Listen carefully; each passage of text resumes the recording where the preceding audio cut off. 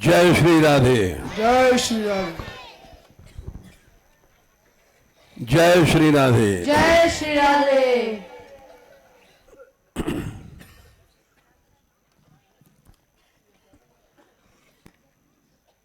श्री राधा रानी वार्षिक ब्रज यात्रा 2014।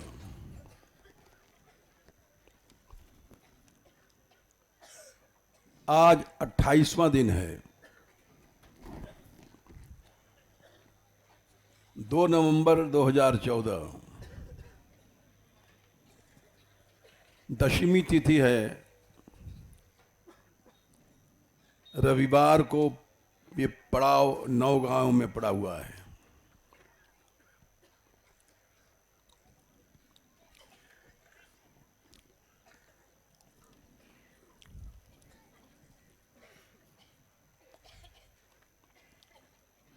देखो, एक दिन हमने चर्चा किया था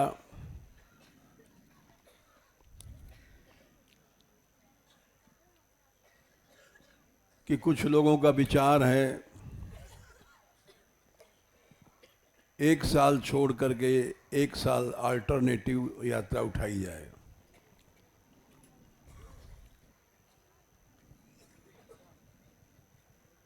अर्थ की दृष्टि से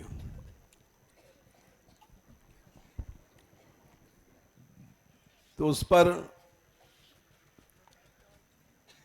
हमारे यहाँ के व्यवस्थापक राधाकांत बोले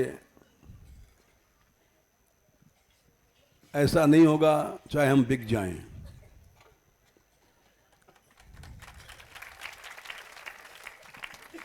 यात्रा इसी तरह से चलेगी, वार्षिक चलेगी। हम रहें तो चलें, न रहेंगे तो भी चलेगी।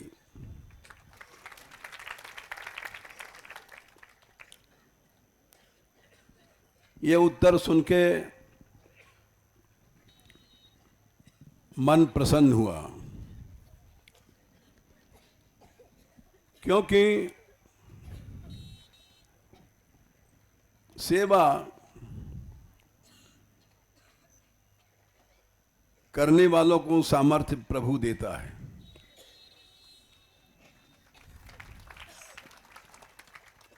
अवश्य देता है। मानगढ़ में जब हम रहने आए थे,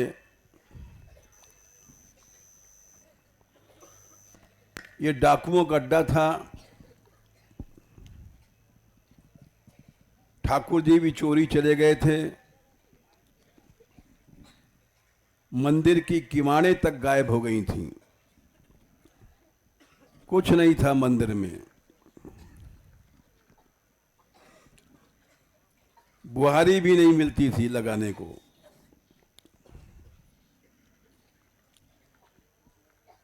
और आज मान मंदिर में वो सामर्थ्य आ गई है कि 15,000 आदमी भी कुछ नहीं है।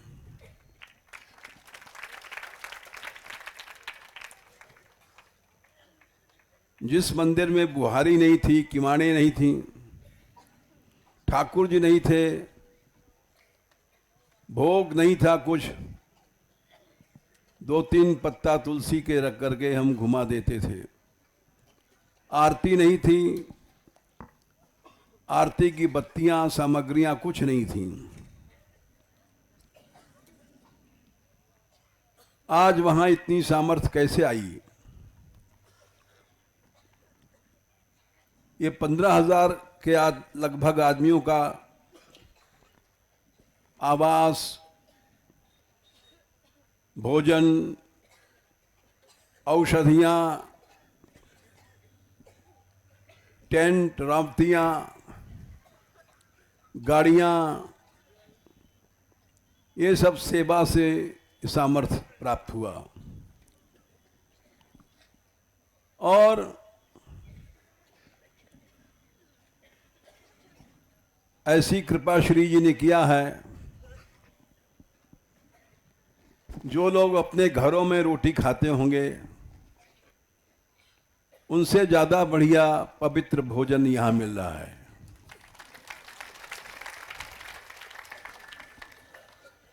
घरों में गैस से रोटियां बनती हैं और हमारे यहाँ इतने आदमियों का भोजन सैकड़ों घरों में हाथ से रोटियां बनती हैं, लकड़ी से और कंडे से।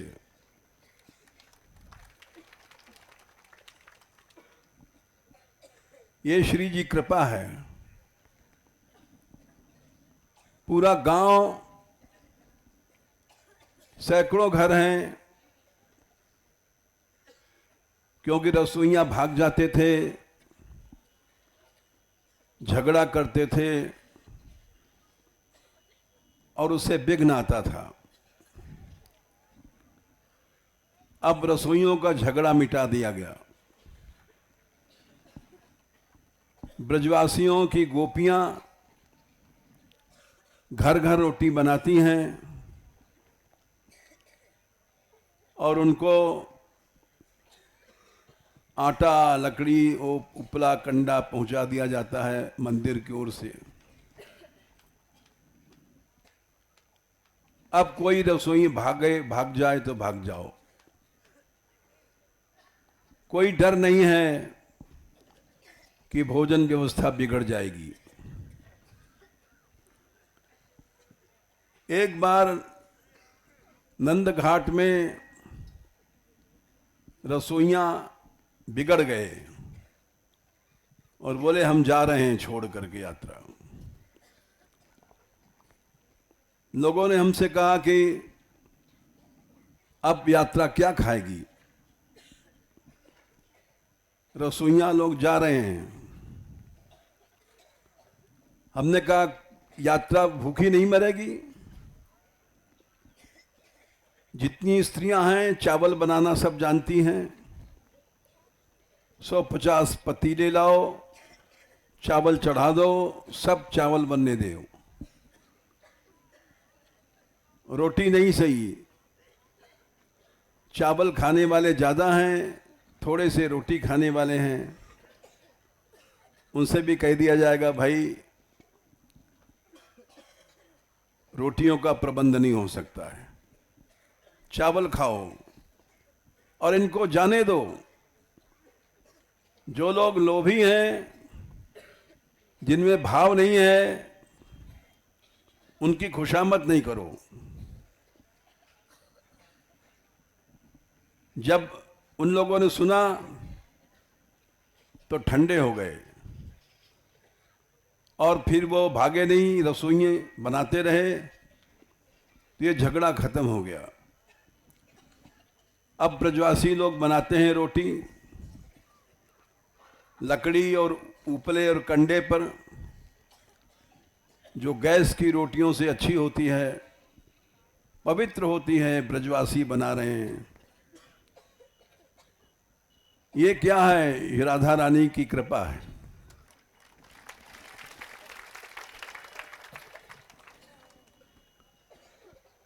ये सामर्थ्य सेवा से आई है। देखो, श्रीमद् भागवत में एक प्रसंग है। करदम जी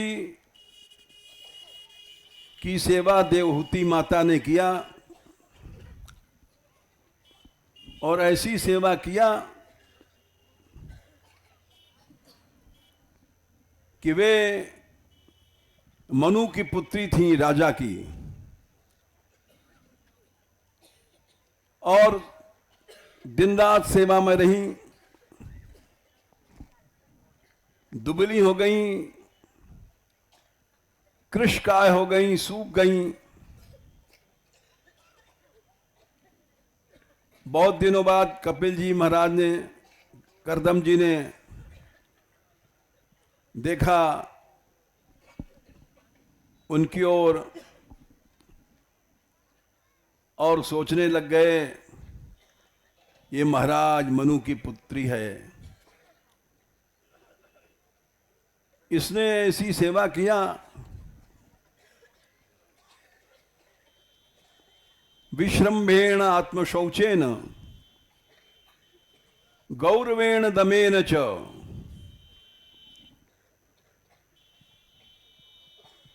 विश्रम विश्वास करना चाहिए। सेवा सबसे ऊंचा धर्म है। आत्म शौचेन, मन की पवित्रता के साथ, गौरव, हमको सेवा का अवसर मिला है।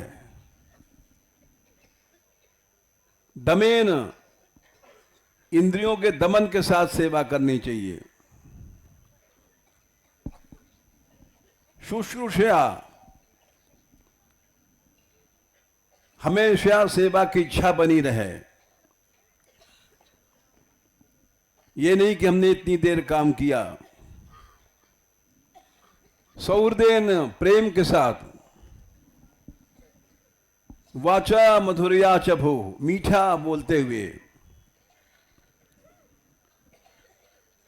7 चीजें ग्राह्य हैं, 7 चीज त्याज हैं। विसर्ज्य कामम क्रोधम च दंभम लोभम अघम मदम, कामनाओं को छोड़ करके, क्रोध को छोड़ करके, लोभ को छोड़ करके, दंभ दिखाया छोड़ करके कि हमने इतना किया, अघ अपराधों को छोड़ करके, मद को छोड़ करके, अप्रमोत्योद्यता, हमेशा तैयार हैं, रात में चाहे दिन में, चाहे बीमार हैं, सेवा के लिए खड़े हैं। इस तरह से उन्होंने सेवा किया। तेजी अंसम अतोषयत। तो महाराज करदम जी बोले, एक दिन देवी तुमने ऐसी सेवा किया, आज तक कोई राजकुमारी कर नहीं पाई। अब तुम लो, हमारी सारी तपस्या का फल ले लो और दिव्य भोगों को भोगो। सिद्धासी, तुम सिद्ध हो गई हो। सेवा करने वाले सिद्ध हो जाते हैं। भुंक्ष विभवान निज धर्म दोहान, तुम ऐसे वैभवों को भोगोगी जो निज धर्म दो हो, जो केवल सेवा करने वाले को ही मिलते हैं। दिव्यान, दिव्य भोगों को, नरैर दुरधिगा गमा गान, मनुष्यों को एक भोग नहीं मिलता है। संसार में किसी आदमी को ऐसा भोग नहीं मिलता है जो सेवा वाले को मिलता है। नृप विक्रिया भी, चाहे राजा होगा उसको भी ऐसा भोग नहीं मिलेगा जो सेवा करने वाले को मिलता है। ये हमने इसलिए सुनाया कि बिकने की जरूरत नहीं पड़ेगी, सेवा से ही तुमको सामर्थ्य मिलती जाएगी।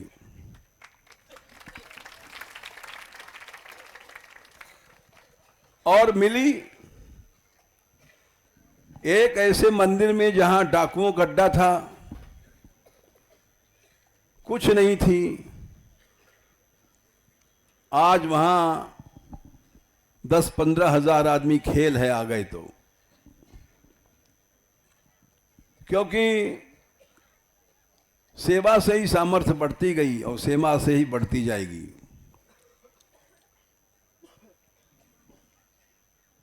सभी को सेवा करना चाहिए। सेवा पैसे से नहीं होती है, सेवा भाव से होती है। कुछ पैसा मत खर्च करो, कुछ मेहनत मत करो। हम क्या हैं, कुछ नहीं करते हैं। न हमारे पास पैसा है न शरीर है, हम तो गाड़ी में बैठ के आते हैं, लेकिन सोचते हैं एक थोड़ा सा भाव जरूर है, बस भाव ही सेवा है।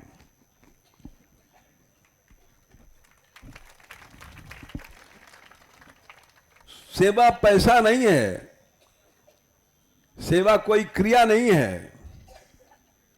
गधा है, कितनी मिट्टी ढोता है, कितना मेहनत करता है, लेकिन उसको कुछ नहीं मिलता, क्योंकि भाव क्या है नहीं जानता है। एक बैल है, गाड़ी में चलता है, कितनी मेहनत करता है, लेकिन भाव शक्ति नहीं उसमें। पशु है, गधा भी एक पशु है, बहुत मेहनत करते हैं लेकिन कुछ नहीं मिलता इनको। इसलिए भाई सेवा का भाव रखो, एक पैसा मत खर्च करो, शरीर से कुछ मत करो, हृदय में भाव रहे कि सब ये भगवान हैं, कृष्ण हैं, यात्री, हम इनकी सेवा करें। ये भाव होगा तो थोड़ा बहुत कर ही लोगे, भाव होगा तो अपराध नहीं करोगे। भाव वाला अपराध नहीं करता है। किसी पर क्रोध करना, लड़ना, झगड़ना, ये भाव वाला नहीं करता है। विसृज्य कामम क्रोधम च, क्रोध छोड़ दो, लड़ना छोड़ दो, दंभ दिखावापन छोड़ दो, बस ये भाव है। इसलिए ये भाव अगर राधा रानी की दया से बना रहे तो ये तो थोड़े से आदमी हैं। हम तो ये कहते हैं कि अगर सारा देश भी आ जाएगा तो भी सब ठीक है।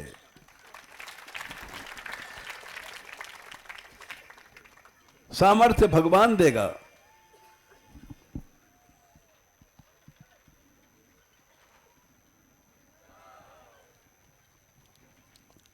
सब लोग सेवा का भाव रखो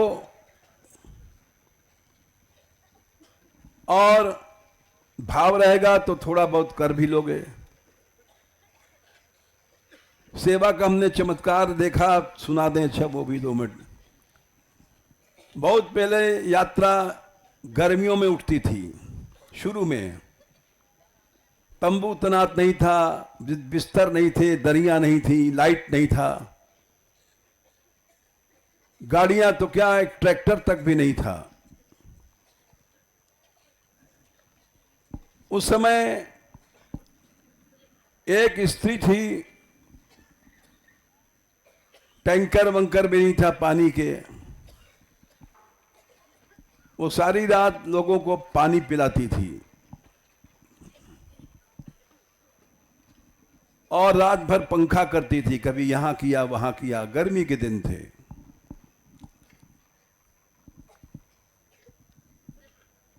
वो उसको गर्मी चाट गई, सोती नहीं थी, सेवा करती थी।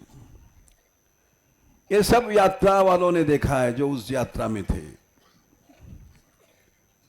यात्रा का चमत्कार हम सुना रहे हैं तुमको। भागवत में तो खैर पढ़ी भई बातें हमने कहा है, ये आंखों देखी बात कह रहे हैं। बीमार पड़ी और उसका शरीर अंत हो गया, मर गई। दाऊ जी में मरी थी। सब लोग चले खड़ेरा घाट, जमुना जी किनारे पड़ता है, आजकल वहां यात्रा नहीं जाती है। पहले गर्मियों में थोड़ा पानी रहता था, पार चले जाते थे। खड़ेरा में जब यात्रा पहुंची तो लोगों ने कहा कि वो बेचारी मर गई। जो पानी पिलाती थी रात भर यात्रियों को, पंखा करती थी यात्रियों को, थोड़े यात्री थे, 100-150 होंगे मुश्किल से। एक स्त्री सबको पानी पिलाती थी। सब लोगों ने सुना, बड़ा दुख हुआ। ब्रजवासिनी थी, 96 गांव की थी। यात्री बोले कि हम लोग चले, सब उसका दाह करके चलेंगे।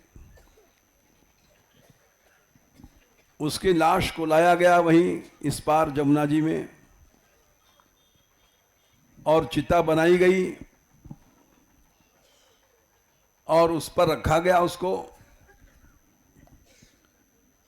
जितने यात्री थे वो सब उसकी परिक्रमा करने लग गए कीर्तन करते हुए।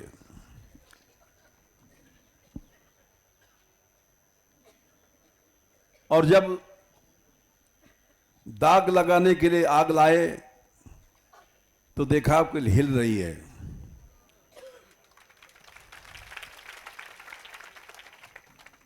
लोग बोले अरे तो जीवित है, इसको जलाओ नहीं। ये बात पेपर में भी निकल चुकी है। उसको महाबन ले गए और ट्रीटमेंट हुआ, हैजा हो गया था और जीवित हो गई।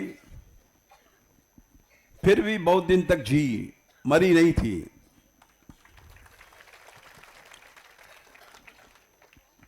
तो सेवा से पुनर्जन्म हुआ। और तो क्या, 2 साल पहले यात्रा के बीच में ही हम गिर पड़े थे, मृत हो गए थे।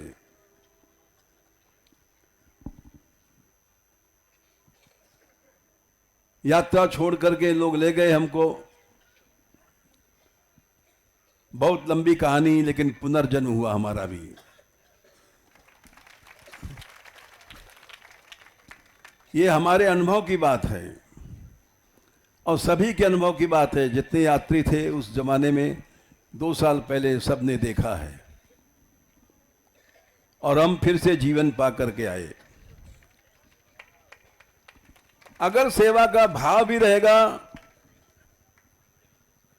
तो निश्चित सबको चमत्कार होगा। ये बातें हमने इसलिए सुनाई है कि भाई 1 पैसा मत दो, सेवा का भाव रखो। हर यात्री प्रभु रूप है। किसी पर क्रोध नहीं करना है, किसी से कड़वा वाणी मत बोलो।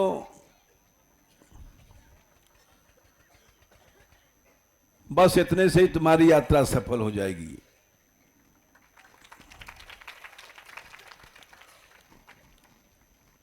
अब आज तुम लोग जब चले,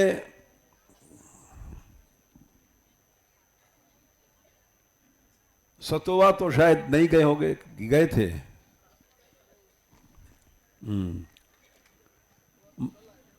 कल आएगा। मधुबन तो गए होंगे। ये मधुबन बहुत पहले का है, रामावतार के, कृष्णावतार के बहुत पहले का है। जब महाराज मनु थे, उनके 2 लड़के थे, प्रियव्रत और उत्तानपाद। उत्तानपाद के लड़के थे ध्रुव जी। उत्तानपाद के 2 रानियां थीं, सुनीति और सुरुचि। सुनीति माने सुंदर नीति वाली और सुरुचि माने सुंदर। ऐसी सुंदरता थी कि देखते मान मनुष्य मोहित हो जाए, रुचि उत्पन्न हो जाए और देखने लग जाए उसको। राजा उत्तानपाद सुरुचि जो छोटी रानी थी उसमें आसक्त ज्यादा थे, क्योंकि भोगी आदमी चाहता है हमारी स्त्री सुंदर हो।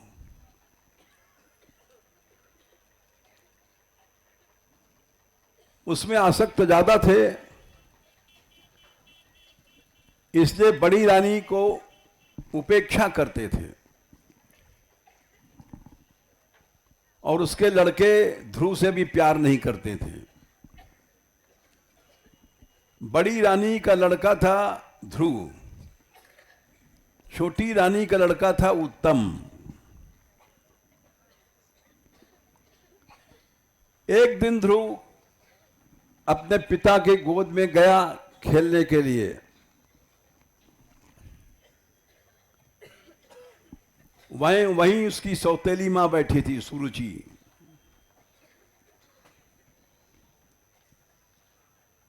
पिताजी की गोद में चढ़ गया। सौतेली मां आई, हाथ पकड़ के उठा दिया, फेंक दिया। चल, इस गद्दी पर बैठने का अधिकारी तू नहीं है। इस गद्दी पर बैठना है तो जा तपस्या करके शरीर छोड़ दे और मेरे गर्भ से जन्म ले, मर करके, तब तू उस गद्दी पर बैठेगा, नहीं चला जा।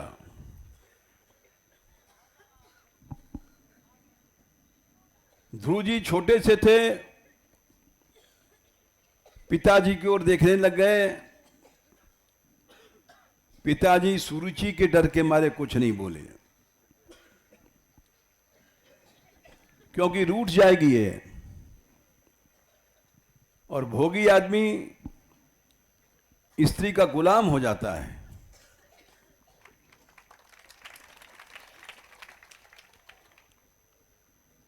ध्रुव रोते रोते अपनी मां के पास पहुंचे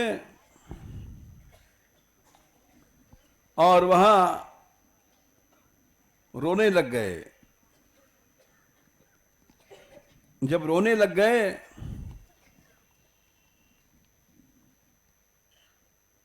तो मां ने पूछा, क्या बात है बेटा?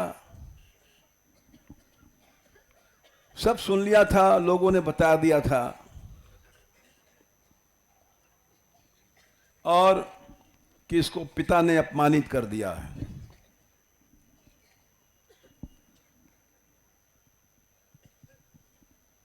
ये आया है अनाथ होकर के। उसका नाम सुनीति है, उसकी मां का नाम सुनीति, अच्छी नीति वाली।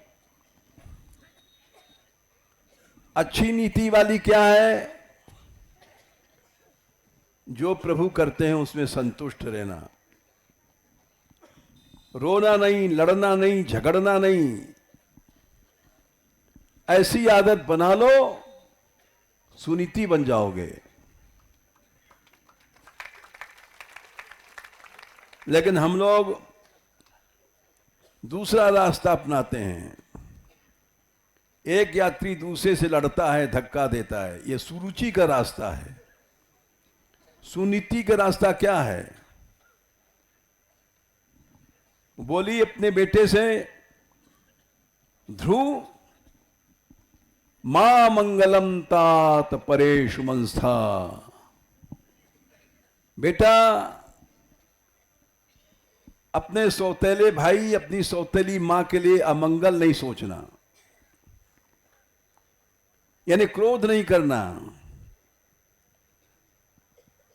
भुंगते जनो यत पर दुख दस्तत, ये सुनीति के वाक्य हैं।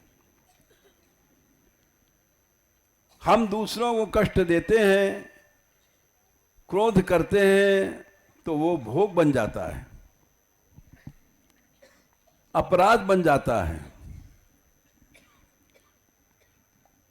इसलिए तू अमंगल मत सोच।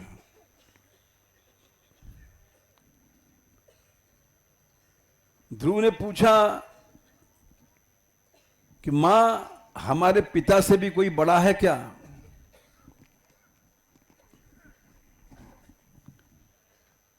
मां बोली, हां बेटा, तमेव वत्साश्रय भृत्य वत्सलम, ये उपदेश दिया सुनीति ने। तू जा, हे बेटे, अगर मेरा बेटा है तो उस आश्रय, उसका आश्रय ले जो सबका पिता है। ये संसारी पिता तो एक जीव है, इस पिता का आश्रय छोड़। तमेव वत्साश्रय भृत्य वत्सलम। ध्रुव जी सोचने लग गए, छोटे से थे, हमसे कह रही मां तू उसका आश्रय ले, और उसका आश्रय ले, जाने दया करेगा कि नहीं, हमने देखा नहीं, सुना नहीं। बोली भृत्य वत्सलम, उसमें जैसी दया है कहीं नहीं। वत्सलता कहते हैं, गाय के लिए वत्सलता शब्द प्रयोग आता है। गाय जैसी माता संसार में नहीं है। अपनी मां तो बच्चा टट्टी करता है तो हाथ से धोएगी, और गाय जब बच्चा पैदा होता है तो जीभ से चाट चाट करके उसके सब मलों को खा जाती है। क्या ऐसी मां कोई है संसार में जो बच्चे की टट्टी को, बच्चे की गंदगियों को जीभ से चाटे? ऐसी कोई मां नहीं है। इसलिए ऐसी मां भगवान है।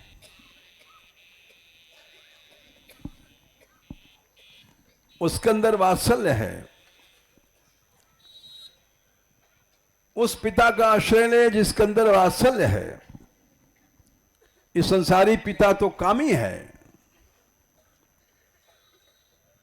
ये तो चमड़ी पर बिक जाता है, रूप पर बिक जाता है। और जगत पिता भृत्य वत्सलम, भक्ति पर बिकता है। मुमुक्षुभिर मृग्य पदाब्ज पद्धतिम, बड़े बड़े मुमुक्षु लोग उसके चरण चिन्हों को ढूंढा करते हैं। फिर बोली अनन्य भावे निज धर्म भाविते, मिलता है, ऐसा नहीं कि नहीं मिलता है। जब अनन्य प्रेम हो जाएगा हमारा तो भगवान मिलता है। अभी तो हम लोगों को संसार चाहिए, पैसा चाहिए, भोग चाहिए, लड्डू चाहिए, पेड़ा चाहिए, तो भगवान कहां से मिलेगा? अनन्य भाव रखो। मनस्य अवस्थाप्य भजस्व पुरुषम। बालक को बात लग गई मां की, वत्स शब्द कहा है, मेरा बेटा है तो अभी चला जा। ऐसी कौन है जो 5 साल के बच्चे को जंगल में भेज देगी? क्या ऐसी मां है संसार में? नहीं है। सच बोला करो। 5 साल के बच्चे को भेजने वाली जंगल में कौन है? कोई नहीं है।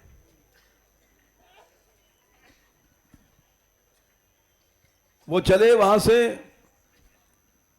उनको पता नहीं था क्या गुरु है, क्या शिष्य है, क्या मंत्र है, क्या भजन करना है, कैसे करना है, क्या करना है। सुनीति जैसी मां नहीं और ध्रुव जैसा बेटा नहीं। मां ने कहा और बेटा चल पड़ा। जब चल पड़ा तो प्रभु ने बिना बुलाए गुरु जी को भेजा, नारद जी को। नारद जी आए आकाश से और देखा एक लड़का जा रहा है, भगवान को ढूंढने जा रहा है, चला ही जा रहा है, रुकता नहीं। उसकी चाल से समझ गए ध्रुव जी और नारद जी, लगन का पक्का है, रुक नहीं रहा है। चल पड़ा, चल पड़ा।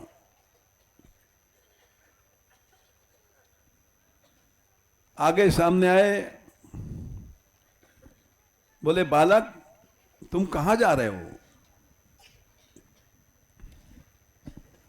उसने देखा नारद जी हैं, प्रणाम किया, क्योंकि उसकी मां भक्त थी, साधु संतों को प्रणाम करती थी। बोले जगत पिता से मिलने जा रहा हूं। अरे जगत पिता से मिलना का खेल है? तेरी उम्र तो अभी भजन की नहीं है, तू चला जा वापस।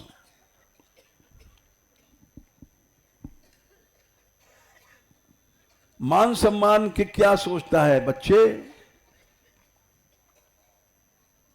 छोटा सा है, तू जा, चला जा। ध्रुव जी बोले महाराज मैं चल पड़ा हूं, पीछे नहीं लौटूंगा।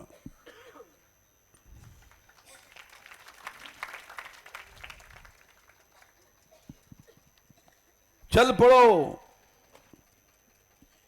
भगवान के भरोसे चल पड़ो,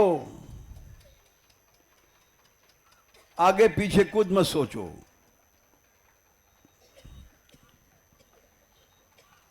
हमारे यहां ये छोटे छोटे लड़के हैं, 250 से ज्यादा हैं, छोटी छोटी लड़कियां हैं। इनको हमने बुलाया नहीं, जाने कहां से कृपा हो गई राधा रानी की, ये लोग आ गए। ये उम्र देख करके लोग कहते थे महाराज इन बच्चों को आपने क्यों रखा है?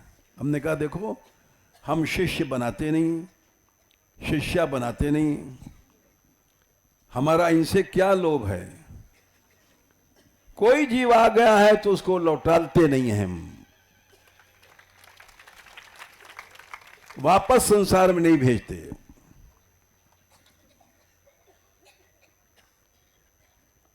अभी परसों जब एक लड़की आई, उसका नाम वाम भूल गए हैं, उसकी मां लाई थी, बोले हमारी बच्ची हम चाहते यहीं रहे। हमने कहा ठीक है यात्रा में भेज दो।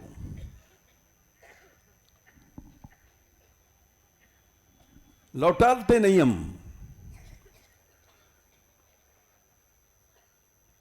क्योंकि चल पड़ो, भगवान है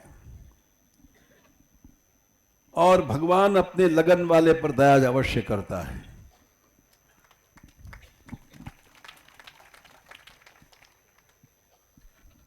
नारद जी ने कहा कि बेटा तू कैसे ढूंढेगा उसको, प्रभु को? बोले हम कुछ नहीं जानते महाराज, मंत्र मंत्र नहीं जानते, कुछ नहीं जानते। कहां भजन करेगा कुछ पता नहीं। अरे कुछ पता नहीं? बोले हाँ महाराज मुझे कुछ पता नहीं है, बस चल पड़ा हूं मां की आज्ञा से। अच्छा, तो नारद जी बोले गच्छ तात भद्रम ते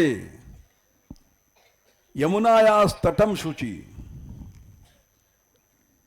पुण्यम मधुबन यत्र सान्निध्यम नित्यदा हरे। ये नारद जी की वाणी है। बोले ऐसा तू लड़का है, लौटेगा नहीं? बोले नहीं महाराज, जा तेरा कल्याण हो। भद्रम थे, गुरु का आशीर्वाद मिल गया। गच्छतात भद्रम ते, बोले कहां जाए महाराज? यमुनायास तटम शुचि, गंगा जी की किनारा है, इसको छोड़ करके जमुना जी किनारा जा। कहां? पुण्यम मधुबनम, जमुना जी तो बहुत दूर तक है, हरियाणा में भी जमुना जी है, हरियाणा से आगे भी है, दिल्ली में भी जमुना है। बोले नहीं, जहां मधुबन है, ब्रज है, वहां जाना। बोले वहां क्यों? सानिध्यम नित्यदा हरे, वहां नित्य प्रभु रहते हैं। अब विचार करो, प्रभु का अवतार तो हुआ नहीं है और कहते हैं नित्य रहते हैं। बोले हां, वहां नित्य रहते हैं, अवतार है चाहे नहीं है, भगवान इस भूमि में नित्य रहते हैं।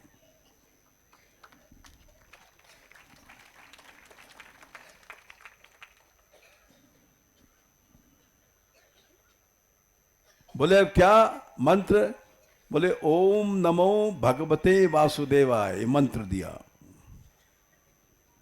12 अक्षर हैं इसमें। इस मंत्र को जपना और ध्यान क्या करेंगे महाराज? करिष्यत्युत्तम श्लोक स्वेच्छावतार चरितर करिष्यत्युत्तम श्लोकस्तध्याये हृदयंगमम। आगे अवतार होगा कृष्ण अवतार, उसकी लीलाएं बताया उन्होंने। बाल गोपाल जी की लीलाएं, कभी माखन चुराते हैं, कभी मटका फोड़ते हैं, कभी मिट्टी खाते हैं, माता डांटती है। करिष्यति शब्द का प्रयोग किया, भविष्य काल। इन लीलाओं को ध्यान करना। चल पड़े। कहां? कानपुर के पास है बिठूर, राजधानी थी मनु की। वहां से दौड़े, पैदल दौड़ते चले आए, सैकड़ों मील चलते चले आए, चलते चले आए।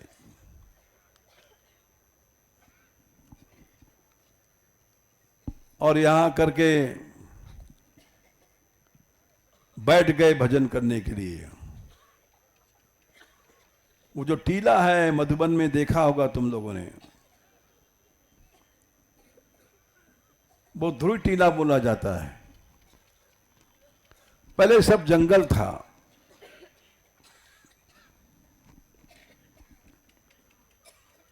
पहले महीने में उन्होंने 3-3 दिनों में फल खाए, कैथ वगैरह जंगली। हर तीसरे दिन फल कैथ वे तोड़ लेते थे और वही खाते थे।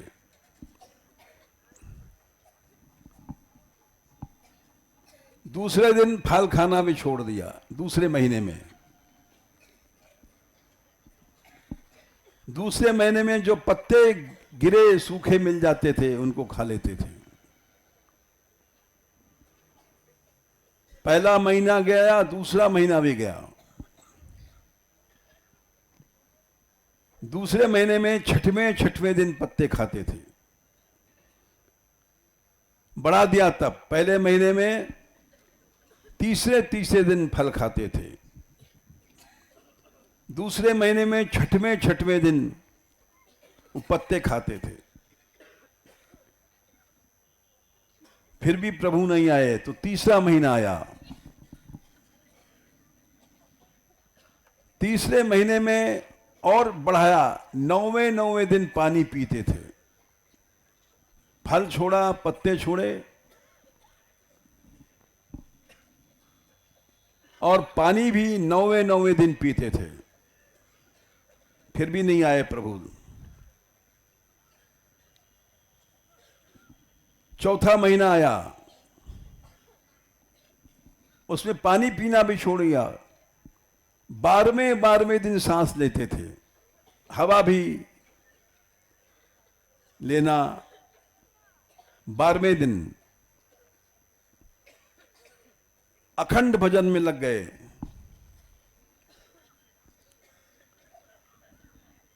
भोजन वगैरह में भी समय नष्ट होता है। चौथा महीना बीत गया, 5वां महीना आया, तब भी भगवान नहीं आए। सांस लेना भी बंद कर दिया। 12-12 दिन में जो सांस लेते थे।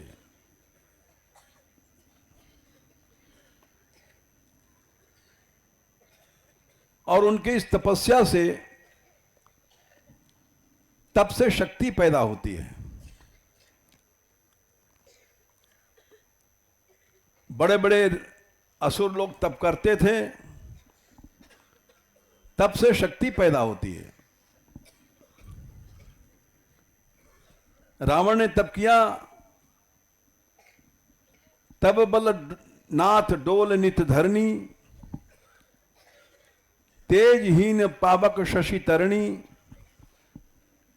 शेष कमठ सही सकत न भावरा, सो तनु आद पर्यो भरी छारा। जब चलता था तो पृथ्वी हिलती थी। ये बोझ नहीं है कि इतना बोझ बढ़ गया किलो या मन, शक्ति पैदा होती है। और शेष भगवान भी, कच्छप भगवान भी उसकी शक्ति को नहीं से संभाल पाते थे।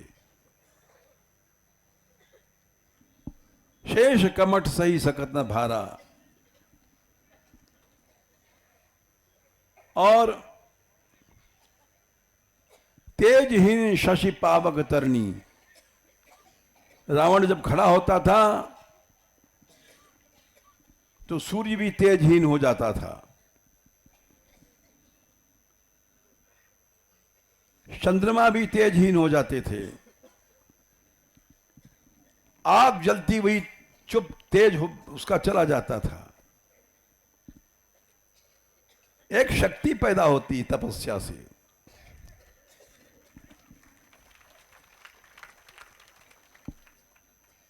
पांचवें महीने ने उन्होंने हवा लेना भी बंद कर दिया। उससे पृथ्वी हिलने लग गई और सारे प्राणियों की हवा रुक गई, क्योंकि मन उन्होंने ऐसा भगवान में लगाया, देवताओं तक को जीना मुश्किल हो गया, हवा रुक गई सबकी।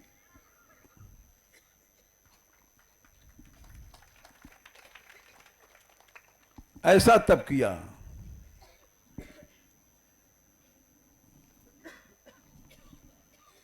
सब लोग गए ब्रह्मा जी के पास और भगवान के पास। बोले महाराज, संसार में प्राण निरोध हो गया है,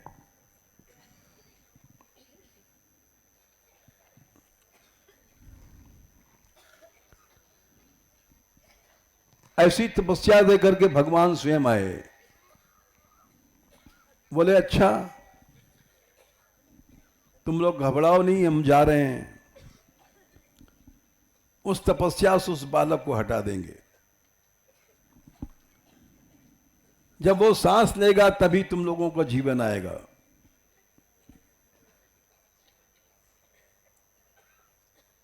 भागवत में श्लोक आता है, सास शिखापि ततो गरुत्मता दिदृक्षा। भक्त के दर्शन की इच्छा से भगवान आए। भगवान स्वयं भक्त का दर्शन करना चाहते हैं। साश्रीचापि तथोर गरुत्मता मधुर वनम भृत्य दिदृक्षया गतः। भगवान इतने दयालु हैं,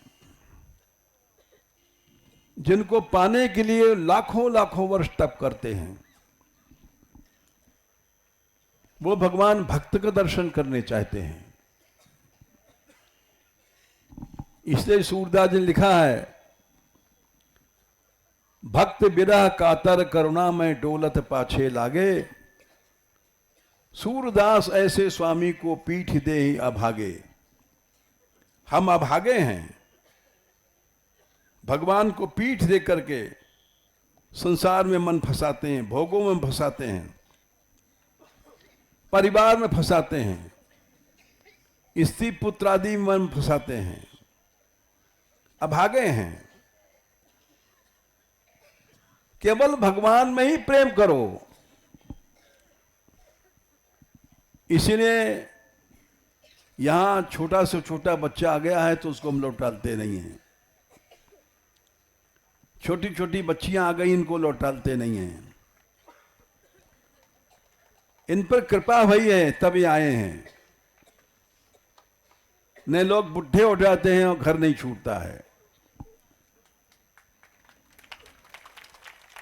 मरने किनारे आ गए, बेटा बहू तिरस्कार कर रहे हैं, लेकिन पिताजी घर नहीं छोड़ सकते।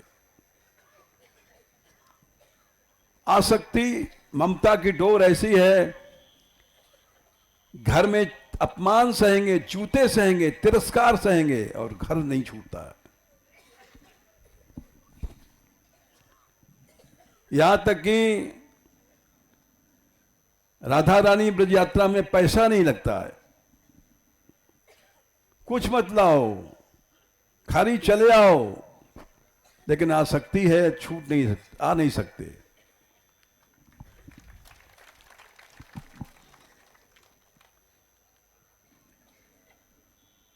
पैसा नहीं लगता, बना बनाया भोजन मिलेगा। और यात्राओं में तो भोजन बनाते हैं लोग। तुम दाल खरीदने मत जाओ, चावल खरीदने मत जाओ, बना बनाया भोजन मिलेगा। और घर से अच्छी रोटी, हाथ की रोटी मिलेगी, लेकिन आसक्ति नहीं छोड़ सकते। आसक्ति की डोर बंधी हुई है, वैसी कड़ी डोर है कि उसको तोड़ नहीं सकते।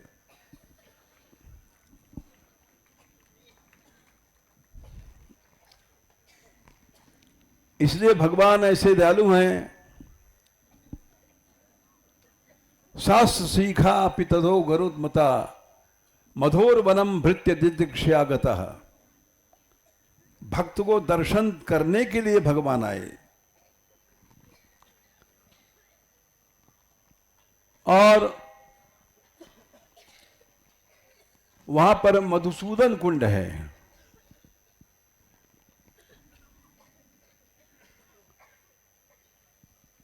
अब तुमको पहले प्रणाम करने में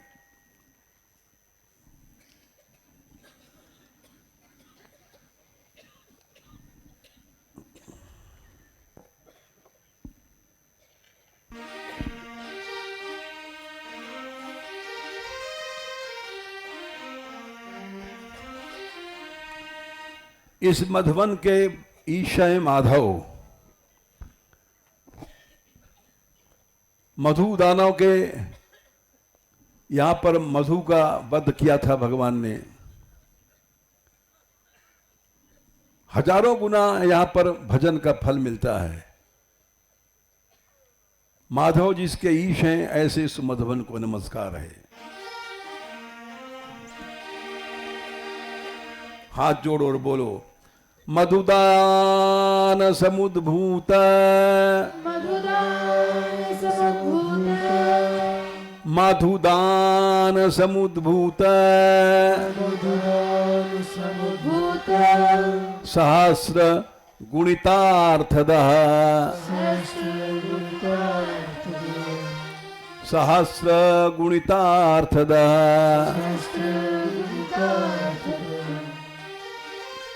माधवेशाय रम्याय, माधवेशाय रम्याय, नमो मधुबनाय च, नमो मधुबनाय च।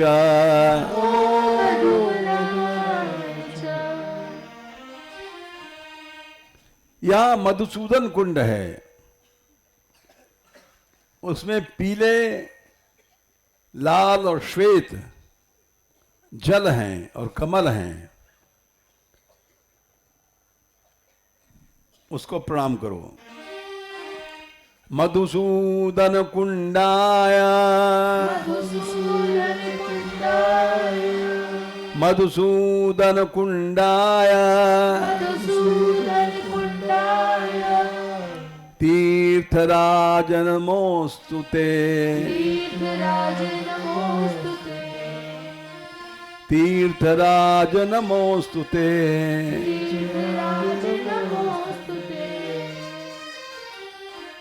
पीत रक्त सितश्याम, पीत रक्त सितश्याम, निर्मल क्षीर पूरितः, निर्मल क्षीर पूरितः।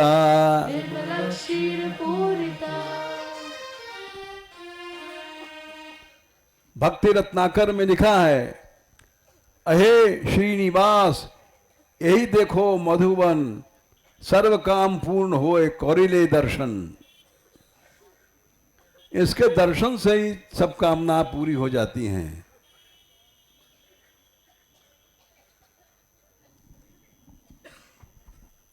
यद्यप समय थोड़ा है, कहना बहुत है, लेकिन एक बात और कहेंगे। ध्रुव जी को अन्य पुराणों में लिखा, जब भगवान मिले तो आश्चर्य हुआ कि 6 महीने में भगवान मिल गए। तो उन्होंने पूछा, महाराज लाखों वर्ष के तप के बाद भी आप नहीं मिलते हैं।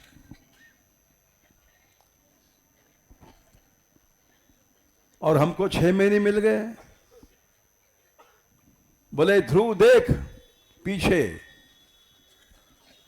पीछे मुड़ के देखा तो सैकड़ों शरीर पड़े थे। बोले ये तेरा शरीर है, उस जंगल में तैने तप किया था। वो शरीर है, उसमें वहां कब किया था। ये शरीर है, इसे इस जंगल में किया था।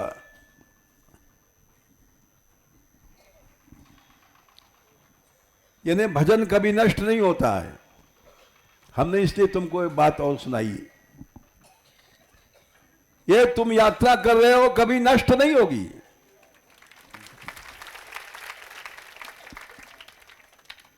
धन संपत्ति नष्ट हो जाती है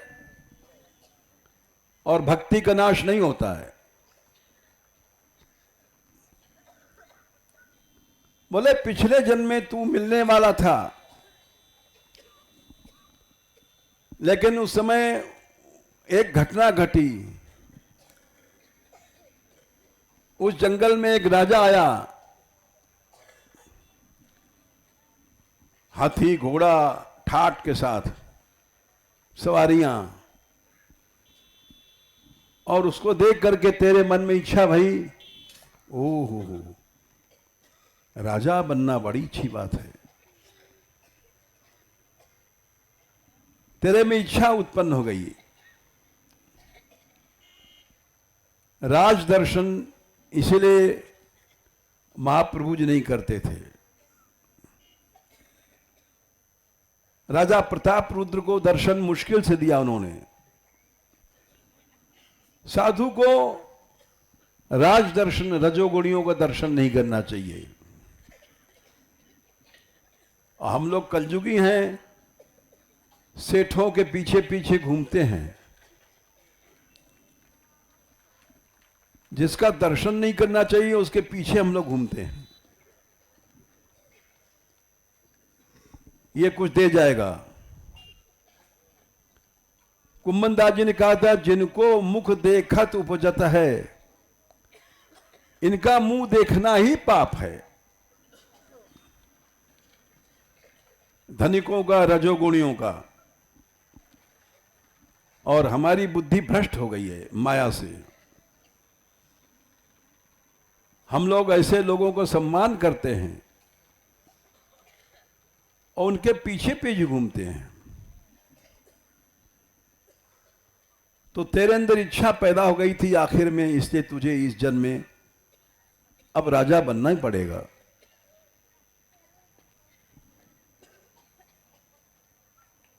यहां तक कि भगवान जब मिल गए तो बोले ध्रुव तुम 36,000 वर्ष तक राज्य करो जा करके।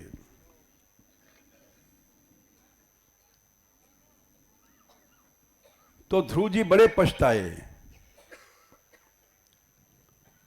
भागवत में श्लोक आता है, लब्ध्वाप्य सिद्धार्थम इवैक जन्मनः कथम स्वमात्मानम अमन्यतार्थवित्। एक जन्म में भगवान जिसको मिल गया जो लाखों जन्म नहीं मिलता है,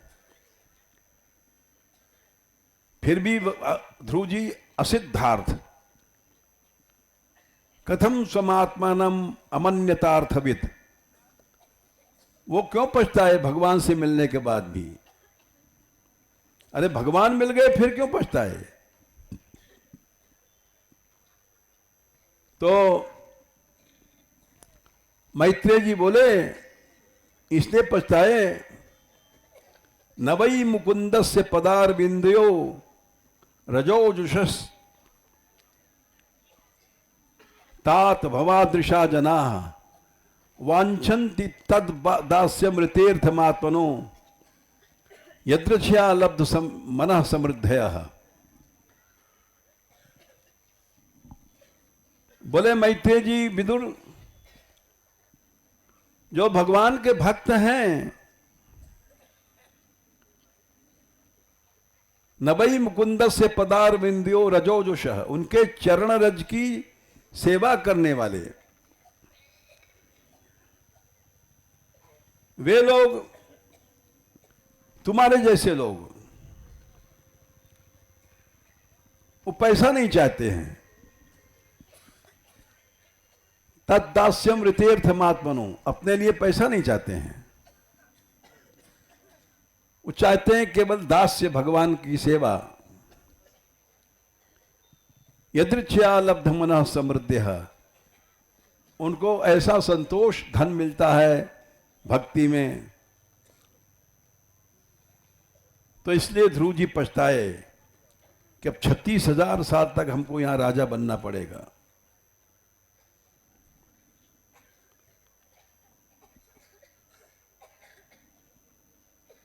ये 36,000 राजा बने लेकिन त्याग से रहे। 36 वर्ष सहस्रम शशास क्षित मंडलम भोगई पुण्यक्षयम कुर्बन्न भोगई अशुभक्षयम। राजा खाएगा पिएगा, ये भोग है, उससे पुण्य नष्ट होता है। अभोग माने भोग के त्याग से पाप नष्ट हो जाता है। भोग का त्याग करना सीखो। राजा बनने के बाद भी भोग का त्याग करो, ये ध्रुव जी ने सिखाया। भोगी नहीं बनना चाहिए, भोग का त्याग करो, प्रभु मिलेंगे।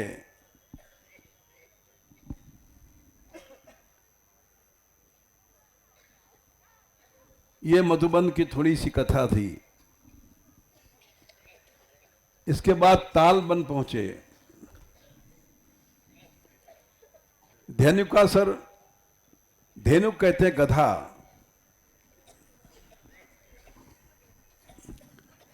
गधा के रूप में असुर रहता था। गर्ग संहिता में भी कथा आती है और ब्रह्म वैवर्त में भी आती है।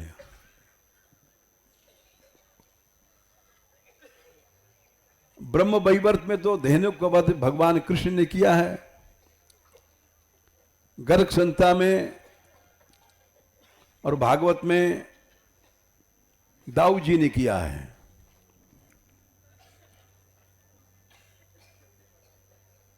इसकी कथा यह है कि ये बल्ले बता दें धेनुकासुर कौन था।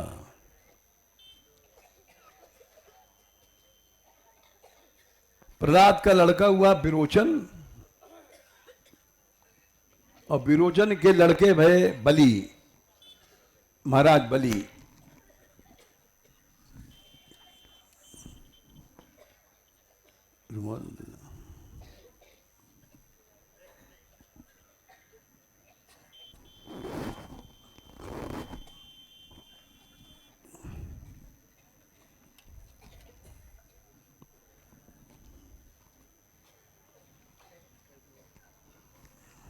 चलो मिल गया।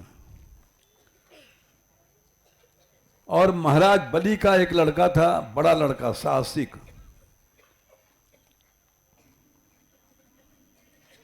महाराज बलि तो भक्त हुए, सब कुछ सुना है,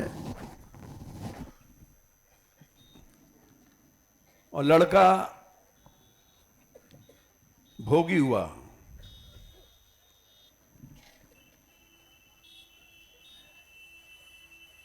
और बड़ी शक्ति थी उसमें। 10,000 स्त्रियों के साथ गंधमादन पर्वत पर भोग भोग रहा था। इतनी शक्ति थी उसमें। 10,000 स्त्रियों के साथ एक ही पुरुष रमण कर रहा है। कितनी शक्ति है भोग की।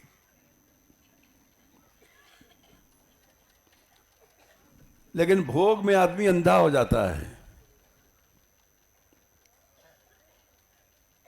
और पास में गुफा थी, दुर्वासा जी तपस्या कर रहे थे।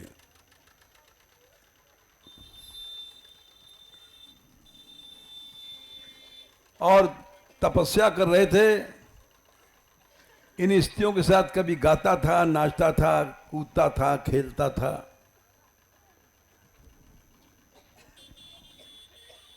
उससे दुर्वासा जी की तपस्या में बाधा आई।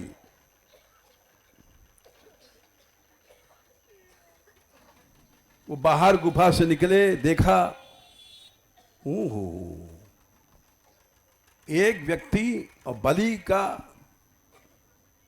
बेटा होकर के ऐसा भोगी हो गया।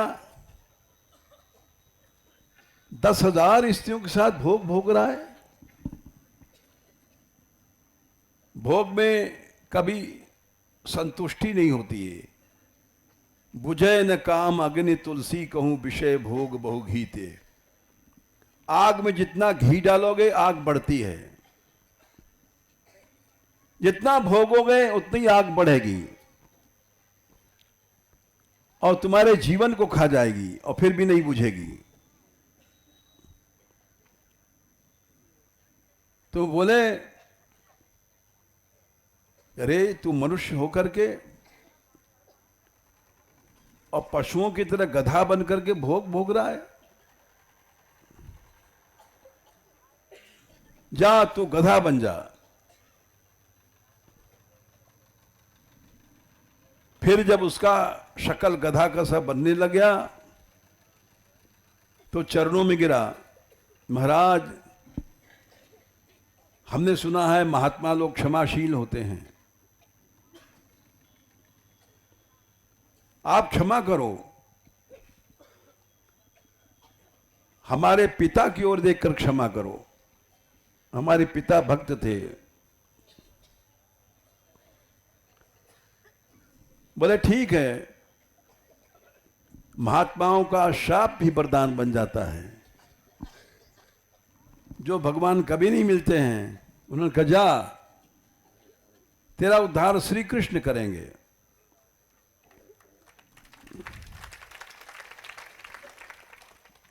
शाप क्या वरदान बन गया।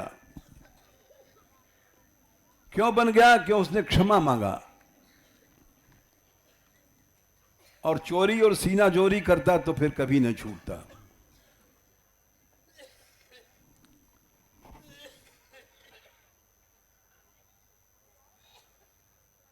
या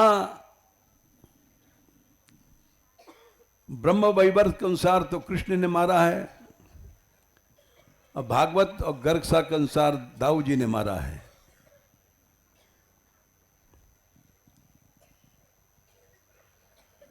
ग्वाल बाल खेल रहे थे ताल वन में, बड़े अच्छे पके थे ताल के ताड़ के फल, और बोले कृष्ण सुगंध आ रही है भैया,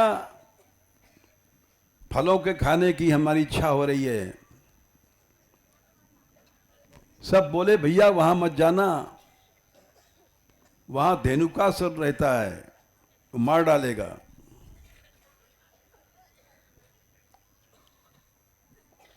कृष्ण बलराम बोले अरे चलो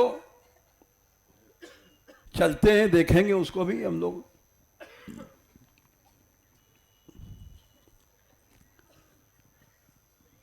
दाऊ जी आए और पेड़ों को हिलाया, ताड़ के फल टपाटप गिरने लग गए। वो गधा जाग गया और होंचक होंचक जैसे गधे की बोली है करता हुआ आया। गधे की आदत है पीछे के 2 लात उठा करके मारता है, उसको दुलत्ती कहते हैं।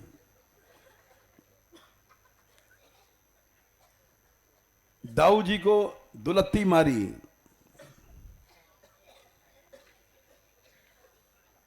दाऊ जी ने उसके दोनों पांव पकड़ लिए और ताड़ के पेड़ पर दे मारा।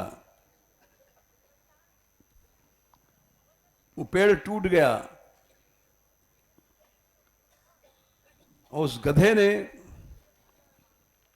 1 योजन दूर तक दाऊ जी को धक्का देके भगाया। 4 कोस। फिर दाऊ जी ने उसको पकड़ करके घुमाया, उसका मस्तक फट गया।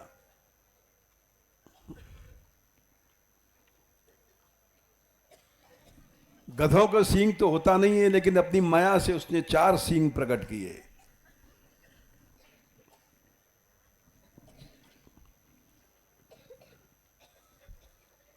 उस समय ग्वाल बालों ने साथ दिया, बड़े बहादुर थे।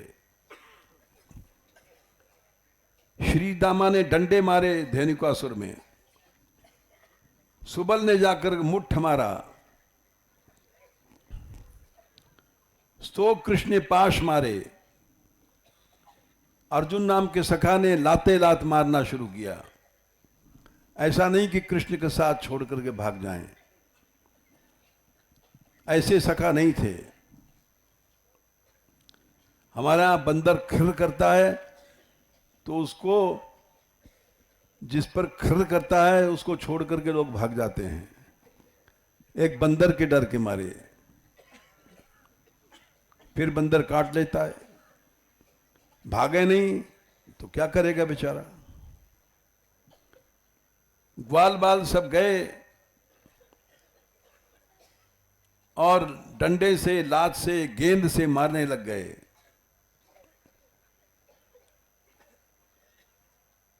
तब तक श्याम सुंदर आए और उसको घुमा करके गिरिराज पर्वत पर पटक दिया। विशाल गिरिराज जी थे उस समय। वो 2 घड़ी तक मूर्छित रहा, फिर उठा और कृष्ण को लेकर के 1 लाख योजन आकाश मुड़ गया और महायुद्ध करने लग गया। प्रभु ने उसको लाके पटक दिया, मूर्छित हो गया। होश हुआ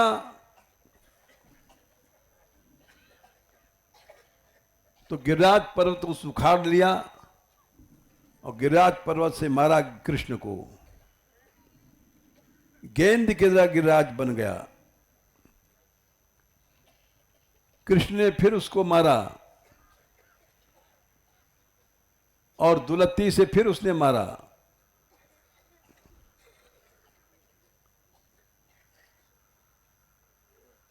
कृष्ण को निकल गया, भगवान अग्नि रूप बन गए। निगल दिया उसने कृष्ण को मुंह से। बाहर देखा, कृष्ण के दर्शन किए तो उसकी आसुरी बुद्धि चली गई।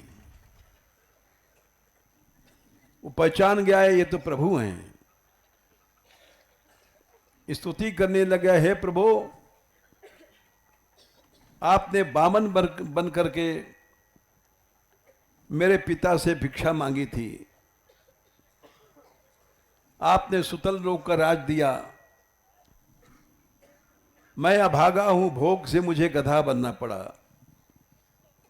अब आप हमारा उद्धार करो जल्दी प्रभु चक्र से।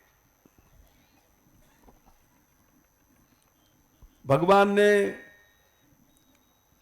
जो स्तुति है बड़ी भारी, बड़ी सुंदर स्तुति है, उस स्तुति को जो करता है उसको भक्ति मिलती है। प्रभु ने सोचा इसको मैं कैसे मारूं, ये तो भक्त है। तो अपनी माया से उसकी बुद्धि जो भक्ति की हरण कर लिया, उद्धार करना था, आसुरी भाव आ गया। बोले अरे मनुष्य के बच्चे, ग्वारिये,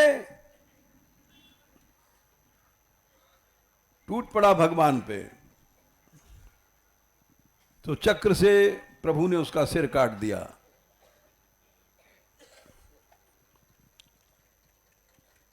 एक और वहां कथा है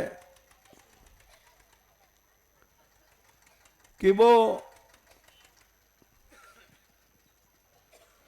तिलोत्तमा एक अप्सरा थी, एक एक तिल तिल लेकर के सब जगह से सुंदरता उस ब्रह्मा जी ने बनाया था।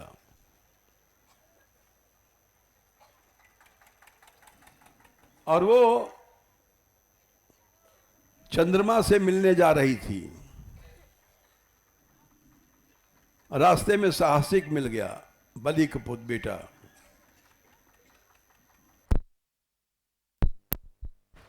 बड़ा बलवान था, रूपवान भी था। तिलोत्तमा ने इसको देखा और मोहित हो गई। ये लिखा है यहां, कुलटा स्त्रियां किसी एक से प्रेम नहीं करती हैं। जाना था उसको चंद्रमा के पास,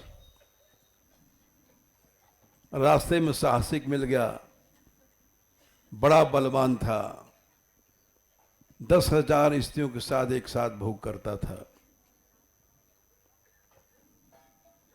उसके शरीर की शक्ति को देख करके तिलोत्तमा मोहित हो गई और वहीं विहार करने लग गई। दोनों भोग में अंधे हो गए थे। उस समय दुर्वासा जी आ गए, उन्होंने शाप दे दिया, ये तो गधा बना। और तिलोत्तमा को देख करके बोले, तू भी जा, दानवी बन जा। जब दोनों चरण पर गिरे तो दुर्वासा जी बोले, तू तो तालवन में चला जा, ब्रज में तेरा कल्याण हो जाएगा। और तू भी दानवी बनेगी, बाणासुर की पुत्री, उषा तेरा नाम होगा, और कृष्ण के पौत्र अनिरुद्ध तेरा वरण करेंगे। बहुत बड़ी कथा है। वहां से कुमुदवन चले तुम लोग। कुमुदवन में रास भी हुआ है और सख्य लीला भी है। आज दधि मीठो मदन गोपाल, बहुत दिना हम बसे कुमुदवन कृष्ण तिहारे साथ, ऐसो स्वाद कबहू ना चाख्यो सुन गोकुल के नाथ। यहां कृष्ण ने दही खिलाया सब बच्चों को। सब तीर्थों को ब्रज में निवास दिया, यहां गंगा सागर को निवास दिया है। इसीलिए महाप्रभु वल्लभाचार्य जी की बैठक भी है वहां पर।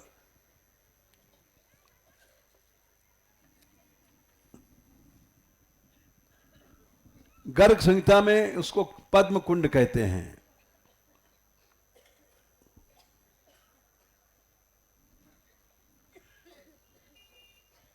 भविष्य पुराण में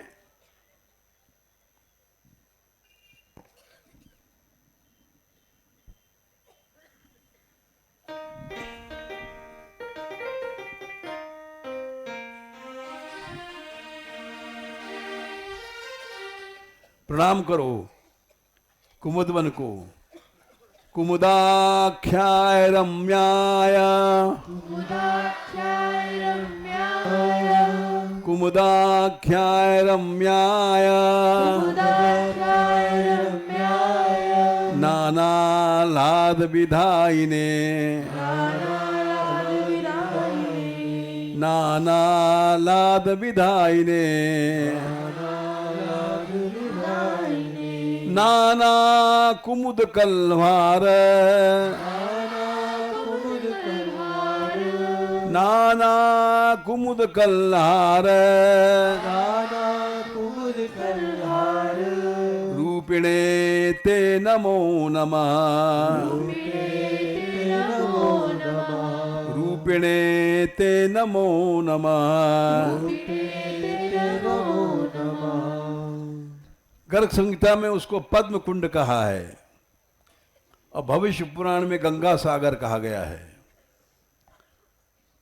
दोनों को नमस्कार करो।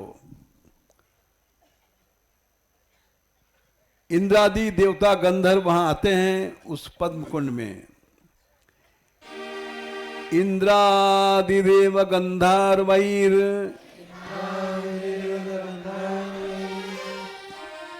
इंद्रादिदेव गंधर्वैर,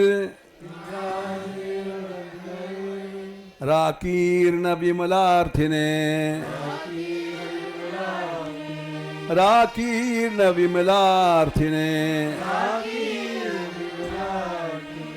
पद्म कुंडाय ते तुभ्यं,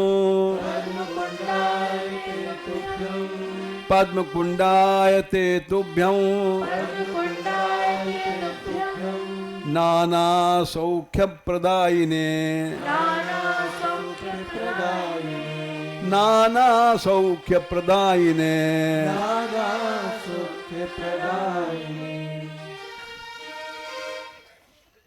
यहां कपिल भगवान भी रहते हैं। भविष्य पुराण का वचन है। कुछ लोग गप समझते हैं। गंगा सागर में तो एक दिन होता था गंगा जी का वहां कपिल दर्शन। यहां नित्य कपिल जी के दर्शन होते हैं। ब्रजभूमि की महिमा है। गुप्त योग है। इस पुराण का मंत्र यह है, देवहूति के लड़के कपिल जी को नमस्कार है। बोलो, गुप्त योग समायुक्त, गुप्त योग समायुक्त, कपिलाधिष्ठित स्थले, कपिलाधिष्ठित स्थले, नमो ब्रह्मण्य रूपाय, नमो ब्रह्मण्य रूपाय, देवहूति सुतायते,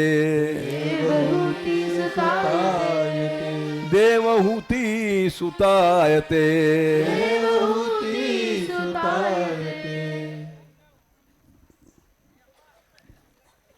वहां से चल के तुम लोग नवगाम आए।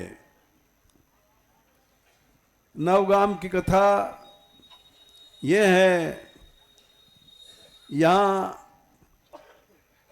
श्री कृष्ण राधिका रानी के नित्य नया रूप होता है, नवीन रूप होता है। न आदि न अंत विहार करें, दो लाल सुता में भई न चिन्हारी। ऐसा नया रूप है कि दोनों में पहचान ही नहीं भई आज तक। जब देखो नए लगते हैं। नई नई भांति नई नव कांति, नई अबला नव ने निहारी।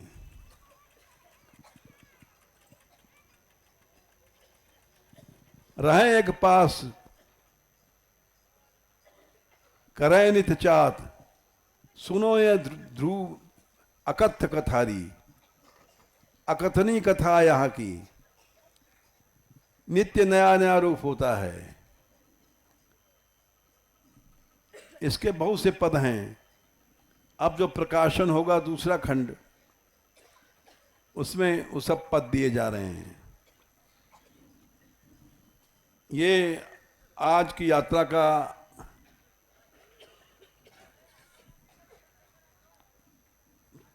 पैम्फलेट कहाँ गया?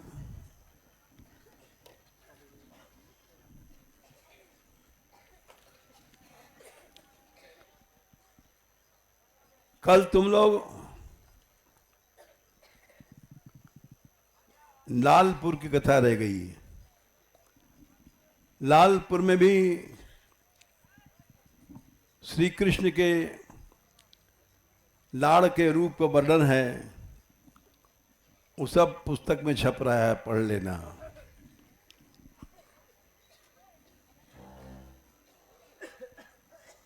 कल सतुआ जाओगे, शांतनु कुंड, जहां भीष्मिक पिता राजा शांतनु ने तप किया था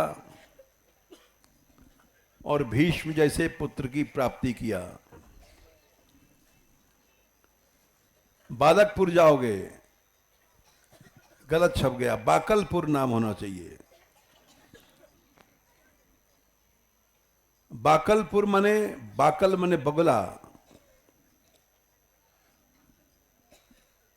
आगे फेचरी या खेचरी है, वो पूतना का गांव है। जहां पड़ाव पड़ेगा आपका। बाकलपुर में उसका भाई बगला रहता था, बकासुर उसका गांव है। वहां से होकर के गणेशरा जाओगे। गणेशरा में गंधर्वों ने आकर के कृष्ण का अभिषेक किया है, कल सुनाएंगे। वहां से फेचरी पड़ा पर रुक जाओगे। ये कल का भी थोड़े में सुना दिया, क्योंकि कल तुमको दर्शन होगा है। अब कीर्तन करो।